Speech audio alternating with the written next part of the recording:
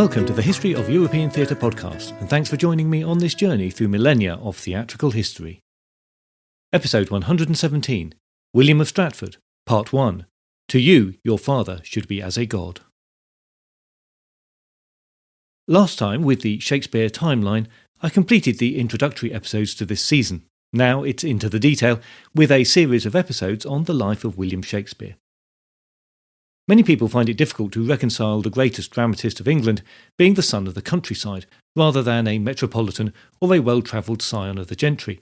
So it's worth having a look back as far as we can into William of Stratford's family and his origins. In previous episodes, I've talked about the many very significant changes that were happening in society through the upheavals that began in the reign of Henry VIII and continued up to and beyond the interregnum. And I will touch on some of those again here. But if you need a reminder of the detail, you could flip back to the early episodes of Season 5. William was born into a changing world, and in many respects a troubled one, where core beliefs and traditions were being questioned and overturned. But these changes also affected his father's and his grandfather's generations. Thankfully, we can start before William's birth in 1564, as there are some records that point to his ancestry. A few miles from Stratford is the village of Snitterfield, where William's grandfather, Richard, kept livestock on rented land. He was born in 1490, in the north of the county, but spent his working life in Snitterfield. Records there suggest that he was settled in the small community by 1529, where he had to pay a fine of 2 pence for not maintaining his hedges in proper order. This was not a particularly serious offence. There are many records of farmers being fined for not maintaining their boundaries properly. But had he not paid the fine, he would have had to travel to the semi-annual court in Warwick, some 6 miles away, to answer for his actions. He's also recorded as being present as a witness to value goods of deceased locals, a role taken when the deceased person was in debt to the appraiser, and as a jury member in a local land dispute. So it seems fair to say that he was at least comfortably off and of some standing in the local community.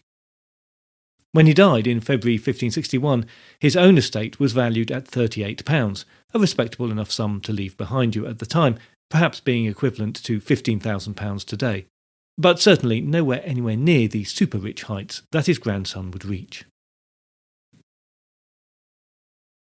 Richard had 2 sons, the elder of whom, John, born about 1531, would marry the daughter of Robert Arden, the man who Richard rented his family home and attached farmlands from. The other son, Henry, appears to have been a troubled man, who turns up in the records several times being fined for offences relating to the upkeep of his boundaries of his farmland that he rented, for a brawl, for trespass, for refusing to join locals charged with maintaining the highway, and for wearing a hat rather than a cap to church. That last one might sound petty, but the sumptuary laws were strict, and there could have been an element of protest about his choice of wearing the wrong sort of hat to church. This was at a time when laws were introduced enforcing the wearing of caps in an effort to support the English wool trade. Many of Puritan leanings objected to the enforcement and hence the protests. Henry was, nevertheless, a successful farmer and died relatively wealthy. John Shakespeare elected not to farm and sometime around 1550 moved to Stratford and became a glover, not formally an apprentice as there was no glovers' guild at the time, but no doubt training under an expert in the creation of gloves from soft leather that was specially cured for the purpose. As a dresser of white leather, he would have prepared the hides of deer, sheep and horses after the initial tanning process to further soften them.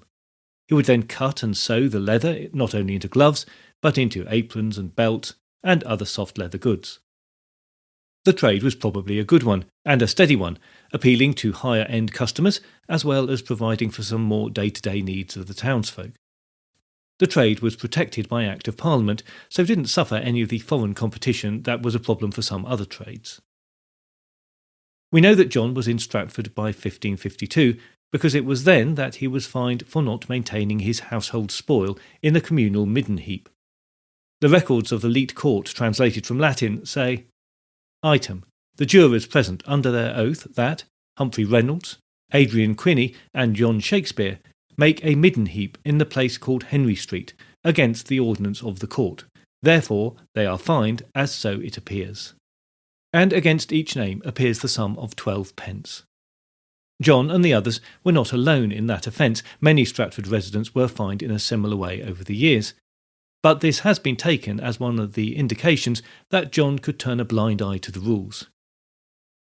The communal midden heap was maintained at the end of Henley Street, and this entry, along with others, serves to remind us that the Elizabethans took public sanitation seriously and had some understanding of the health risks associated with it.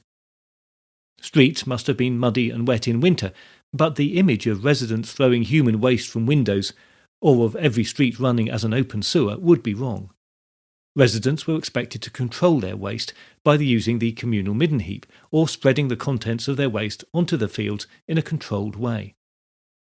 However, there is a problem generally with leather workers and tanners in particular, who had a notorious reputation for creating a lot of unpleasant waste, which isn't surprising, given that they used both animal excrement and human urine in the tanning process, and the scraping of hides produced piles of animal flesh and fat which had to be disposed of. The term glover suggests John was only dealing with the finished leather product, but he is also at times referred to as a dresser of leather or a whittower.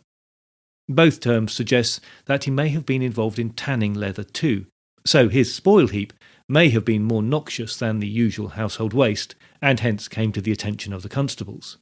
Some commentators have honed in on this evidence and used it to declare John as antisocial and rebellious in the face of authority, at best, and barbarous at worst.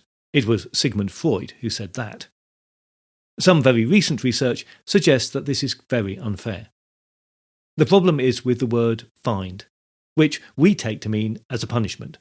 But the suggestion is that the meaning has changed over time, and the fine was actually an understood means of taxation. As in, if you keep a private midden for your convenience, then you will be charged for it. John was then renting part of a house in Henley Street, and within a few years had purchased 2 other properties, one of which was later joined with the Henley Street property, and which can still be seen and visited today as the centre of the Shakespeare Birthplace Trust in Stratford. It is a typical building of the time, of brick and timber on 3 levels, and with gabled windows looking out onto Henley Street. We can't be certain when he moved in there, but it became a family home once he married Mary Arden, and that happy event must have been sometime between late 1556, when she's mentioned in her father's will evidently still a spinster, and late 1558, when a first child was born to the couple. Mary Arden was the youngest daughter of a local well-to-do farming family who could probably trace their ancestry back to the Norman conquests. She was about 10 years younger than John Shakespeare, and it must have been considered a good match for him. Perhaps even something that the elder Shakespeare and Arden had eyed for years. Connections between families were very important at this time, as extended family support networks were vital to advancement in life. Mary seems to have been something of a favourite of her father, which is perhaps not surprising as she was the youngest of a large brood of children. When he died in 1556, he left standard bequests to his wife and his other children, but to Mary, in addition to this, he left an estate in Wilmcote, a village about 3 miles east of Stratford. It was probably his most valuable possession.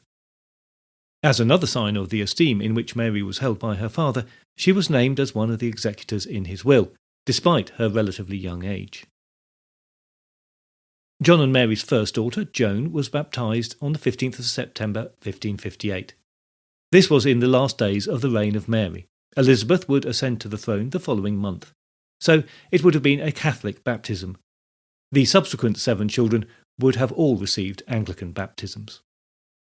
By the time their second child, Margaret, was baptised in early December 1562, the local vicar, with his Catholic sentiments and history, who had performed the earlier baptism, had been ousted. The townspeople withheld his stipend when he refused to leave, and was replaced by the bookish, one might even say scholarly, John Bretchgirdle, a graduate of Oxford University. Having baptised Margaret, he had the sad task of burying her just a few months later. On the 26th of April, 1564, the same vicar recorded the baptism of a son. The record, in Latin, simply reads, William, Father John Shakespeare, which is how we have the date of William's baptism, but not his birth. The tradition is, of course, that Shakespeare was born on the 23rd, which is not unreasonable, but by no means certain. Babies, because of the risk of infant death, were generally baptised quickly at the time. If a baby was very ill at birth, then baptism could be undertaken immediately, because, theologically speaking, there was little that was worse than the death of an unbaptised baby. But the Prayer Book of 1559 gives advice in a different way. It only states that under normal circumstances, baptism should not be delayed beyond the next Sunday or holy day after the birth, and if it needs to be so delayed, then the permission of the vicar should be sought. Greater minds than mine have looked at the calendar for April 1564, and between the Sundays and the feast days have calculated that if William was born on the 23rd, then he should have been baptised by the 25th. But even that's uncertain. St. Mark's Day, on the 25th of April, was considered unlucky, so may have been discounted for a baptism as part of that superstition.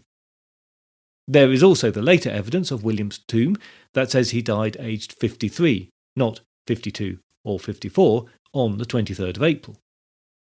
It's also been suggested that his granddaughter's choice to be married on the 22nd was to honour the birthday of her grandfather. Unfortunately, given the uncertainty of any precise dates for the period, wherever and however they are recorded, or indeed our understanding of the intentions of individuals in the Shakespeare family, all that we can say as far as Shakespeare's birth is concerned is that it was likely on the 21st, the 22nd, or the 23rd of April, 1564.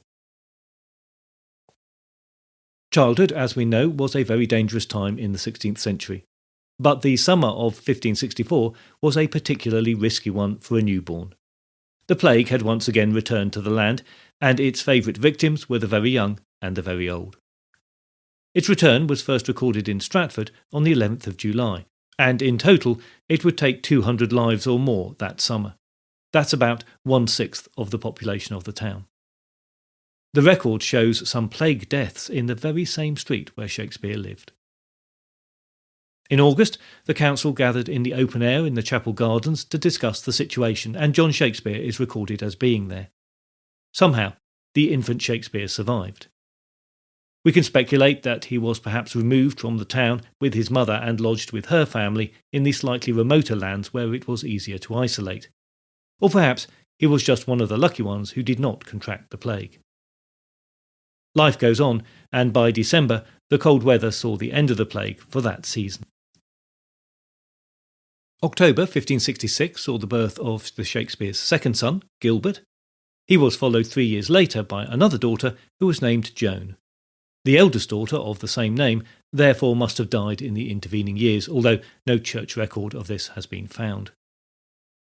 2 more children would follow, and we know for sure that the last daughter, Anne, died in her 7th year in 1579. The church account book shows that John Shakespeare paid a fee of 8 pence for the ringing of the bell and for the pall, which is the cloth used to cover the coffin at a funeral. Another son, Richard, was baptised in March 1574, but no other details of his life are known. Their last child, Edmund, arrived in May 1580. By now, John, in his very late 40s, would have been taken for a rather elderly father. Like his brother, Edmund also caught the theatre bug and in time moved to London and became a professional player, although not one of any particular note. And he died young at 27. His funeral at the church of St. Mary Overy in Southwark is recorded unusually being held in the morning, with a forenoon knell of the great bell. The funeral cost 20 shillings, perhaps 10 times the amount that a cheaper burial could be had for, so it's tempting to think that his elder brother, by then earning some decent money, paid for his brother's funeral and made sure that he had a good send-off. The fact that the service was held unusually in the morning perhaps also suggests that a number of his fellow actors were in attendance, and the early start was to take into account their afternoon engagements playing at the theatres. But that is all in the future for John. As his family grew, so did his business interests. As well as his trade as a glover, he also had any income generated from the lands his wife had inherited and from the houses he owned and rented out. There's also a long-standing tradition that John had a sideline dealing in wool, the main commodity produced in the area. In the 19th century, the house in Henley Street had become a tavern, and it is recorded that when the floors were relaid in the building, there was much evidence of wool combing and other sheep-related detritus underneath the floorboards. Relatively recently, firm evidence of his wool business has emerged. In 1599, John and a business partner were fined for failing to pay £21 for 21 tods of wool, a deal that had apparently been struck many years before. A tod was nearly 30 pounds of wool in weight, so this was a significant amount of product. We don't know the outcome of the case, but it's good evidence that sometimes we should take historical traditions seriously. John is also recorded as having sold timber and barley, quite a lot of barley actually. At the time, barley was the principal grain used for the production of beer and ale, another of Stratford's primary industries. So it seems that John had his finger in many pies, and it's quite possible that all of these sidelines revolve around the fact that he had space in his workshop, next to his home, to be used as storage for any goods that needed to be kept close to town. He also continued to buy houses and to let them, and his portfolio increased when 2 of Mary's sisters died, and she inherited a part share of houses that they owned. These were good years for John. He was often in court, like many Elizabethans in his position, as litigation was becoming a preferred route to resolve disputes. In 1572, he was awarded £50, that's close to £20,000 today, that he claimed a glover in Banbury owed him. But he also had his share of problems too, and on several occasions when being sued for debts, he didn't appear in court. Back in 1553, about the time when John moved to Stratford, the town received its Charter of Incorporation, allowing it to make bylaws and establishing the hierarchy of a town council, burgesses and aldermen to manage local affairs. The local land magnate, the Earl of Warwick, retained certain tasks and also controlled a veto over some of the council decisions, so this was far from completely democratic local government, but it was an arena where a young and enthusiastic businessman like John Shakespeare could make his mark. Late in 1556, he was appointed as one of the 2 ale tasters for the town, a role that involved ensuring that bakers' loaves were up to weight, and that the brewers were supplying their ale and beer as prescribed. Anyone who failed to impress John and his fellow taster could be sent to the local court and punished with a fine, a whipping, or incarceration in the stocks or the pillory. This is typical of the way that the Elizabethans regulated their economy. And John fell foul of that system himself when he failed to attend 3 sittings at the Court of Record in his capacity as a taster, for which omission he received a fine. Evidently that didn't blot his copybook too badly, as in 1558 he was sworn in as a constable, that is, an officer who had a general remit for preserving the peace. The following year he was witnessing the minutes of the Leet Court, where he was involved with assessing fines that were not explicitly prescribed by the bylaws, and at some time after this he was elected burgess, a position that he held until 1563. This was a trusted position, as it dealt with administering civic properties and revenues, and involved representing the town council to higher authorities. He then progressed to become a town chamberlain, and continued to act in that position even after the end of his term, so we can assume that he had fulfilled the function well. The town accounts that were presented in 1565 were signed off by John and fellow chamberlain John Taylor, and the following year they were reported by John Shakespeare alone. Council business and funds were generally about the upkeep of the civic buildings and lands and the rents that were collected from them, and how that income was then distributed out. But at this time, there was also a lot of work needed to turn the churches, built as Catholic places of worship, into buildings suitable for the new Protestant style. Walls had to be whitewashed, altar rails torn up, artefacts removed and destroyed. At about the same time, the vicar's house was also repaired, and a new classroom was added to the Guildhall. The entry in the town accounts for changes to the chapel next to the school, an item of expense also signed off by John Shakespeare and John Taylor, is particularly stark, and gives a feeling for the enormity of the changes being demanded at the time. Item: paid for defacing the images in the chapel, 2 shillings. It must have been a big job. 2 shillings would have paid for a dozen loaves of bread at the time, and we can imagine that signing off the work may not have been easy for men immersed in town life and no doubt civic pride. The chapel had been maintained by charity from the members of the Guild of the Holy Cross, a local organisation whose members, men and women, pledged to help each other in times of need and even beyond the grave. They attended members' funerals wearing their special monk-like hoods, and arranged and paid for masses for the deceased members to be said to guide their souls from purgatory to heaven. But now this was all changed. The new church had abolished purgatory, reduced the role of prayer and forgiveness, and banned icons, frescoes, paintings, and all other types of decoration in churches. We don't know if John was a member of the guild, or the extent of his misgivings at following the orders he'd been given, but this particular chapel was highly decorated, and the contrast between what he had grown up with and the newly whitewashed walls must have been striking at least, and an emotional wrench for many. I wouldn't be the first commentator to point out that the whitewash did cover the decoration effectively, but it was just a thin layer, and a scratch on the wall would soon reveal what lay below. It's a good analogy for the way many people must have felt about the new religion. When, in 1565, a councillor was removed from the council for failing to appear before them to answer an accusation of speaking abusively about them and the bailiffs, John Shakespeare was elected in his place, and became one of 14 aldermen. Holding this position, he could expect to be respectfully addressed as Goodman Shakespeare, and could wear a special ring and a gown. In 1568 he became High Bailiff of the council, the highest position that one could be elected to, equivalent of becoming mayor today.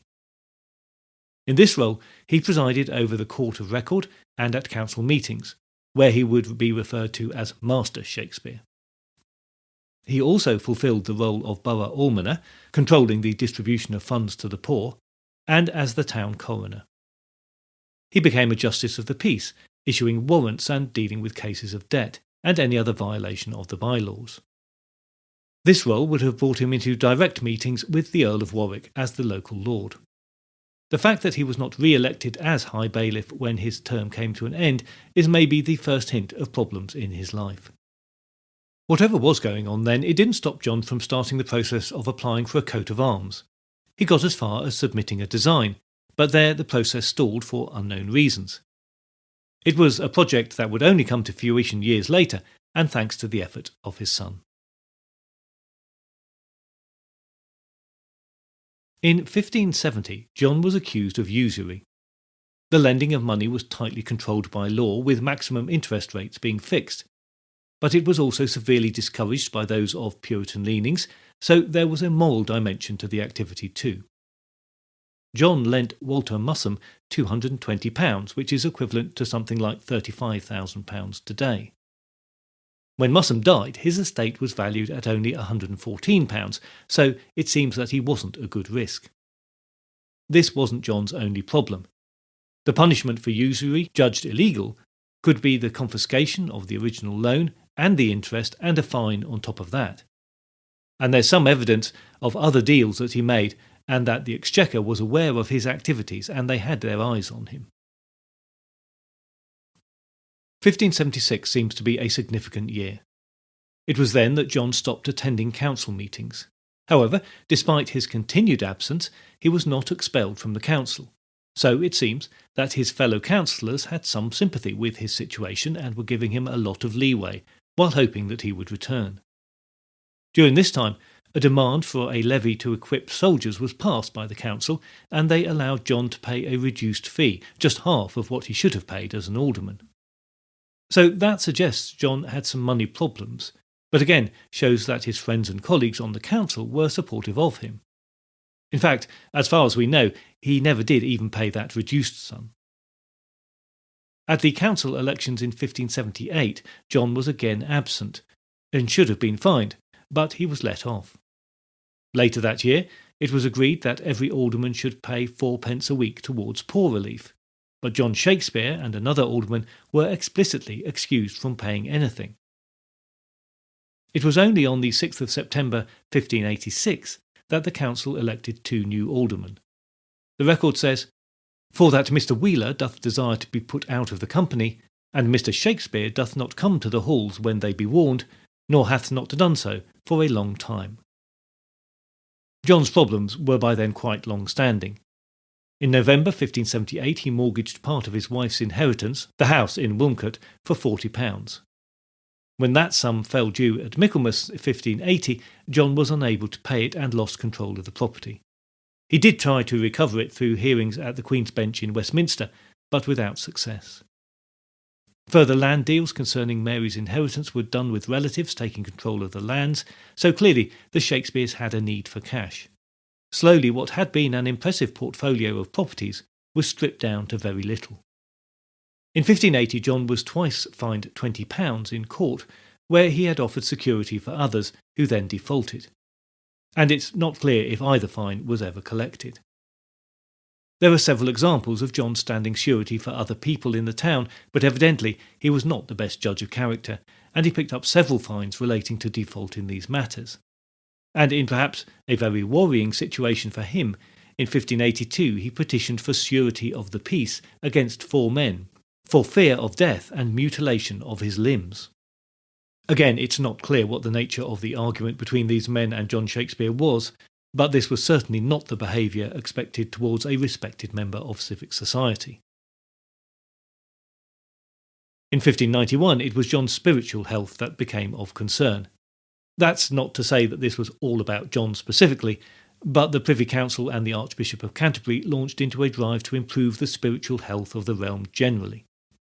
Commissioners were ordered to find and report all of those who gave sanctuary to seminary priests, Jesuits, and other fugitives.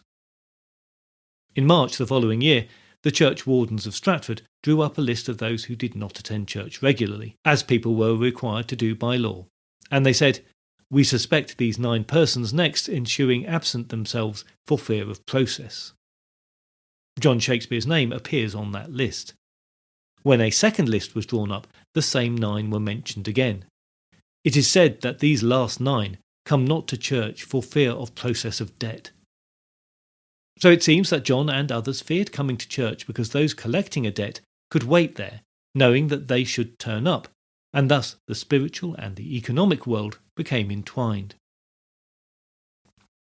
Some have suggested that John's reluctance to attend church comes not from a fear of a debt collector, but for more ideological or theological reasons, suggesting that he was rebelling against the new religion and therefore displaying Catholic sympathies. The Midlands of England did have many Catholic families who maintained their faith throughout the worst of times for them, but there seems to be little evidence of any strong religious feelings that John might have had, except for an alleged last testament that was thought to be written by him and espoused Catholic leanings, but the authorship of this was always dubious and is now thought likely to have been written by his granddaughter. John was a tradesman and a man happy to function as part of the civic apparatus of the time, both of which roles would demand at least skin-deep adherence to the new faith. The last thing a tradesman wanted was ostracism from the community, and it is unlikely that anybody could advance themselves in the way that John did without good church attendance. Therefore, it does seem most likely that his reasons for not appearing in church or at the council meetings in the later years were driven by a fear of the debt collectors. We don't know the exact nature of John's financial problems, but there was what we would now think of as a small recession in the Midlands of England at the time, and there is evidence of other traders struggling to pay debts. That the registered poor in the community was growing is another indication of financially fraught times, so John's problems may have been unavoidable, or perhaps he was too adventurous in some of his dealings at the wrong time. Whatever caused his effective withdrawal from public life in Stratford in 1576, he continued to live in the town, and presumably forged some lower-key lifestyle that escapes the surviving record. In September 1594, a fire swept through Stratford, a disaster that was interpreted by many as a sign of God's displeasure. And then, a year later, another fire meant that, in all, over 100 houses were destroyed or severely damaged in that year. The fire came very close to engulfing the house on Henley Street, which was John's only remaining property by then, and the one that he retained until his death in 1601. Even to the end of his life, it seems that John was still a respected member of the community, despite his reduced position. Earlier in that year, he was one of the people chosen to represent the town by signing a declaration opposing the activities of a local lord of the manor, Sir Edward Greville. He didn't live to see the outcome of that dispute. When he died, he was in his early 70s, and records show that he was buried in the churchyard with a gravestone, but this has long since been lost.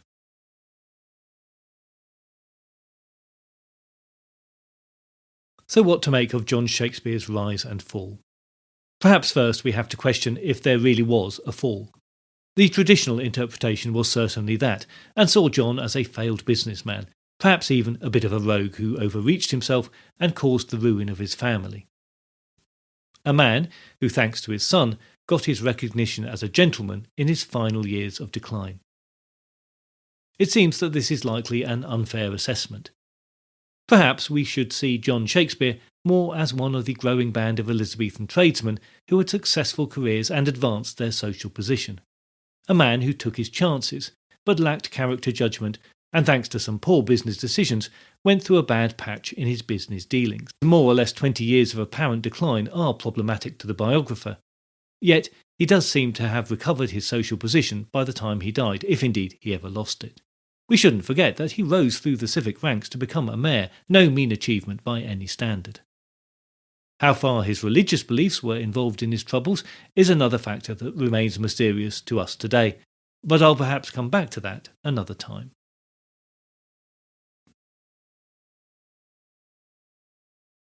Next time, the focus will be on John's eldest son as he grows up in Stratford.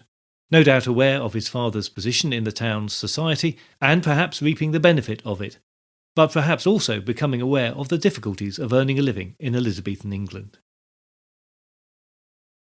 In the meantime, please join the Facebook page or group, or find the podcast on Instagram or X to keep up to date with new episodes and other theatre-related stuff. If you do feel able to help out with the costs of running the podcast, then please head over to Patreon, where you will find additional content for a small monthly fee or a one-off donation. You can find details of ways to support the podcast on the website, which is www.thehistoryofeuropeantheatre.com. I look forward to your company next time, but if you do have any comments or concerns in the meantime, you can contact me by email at thoetp@gmail.com or via X at thoetp.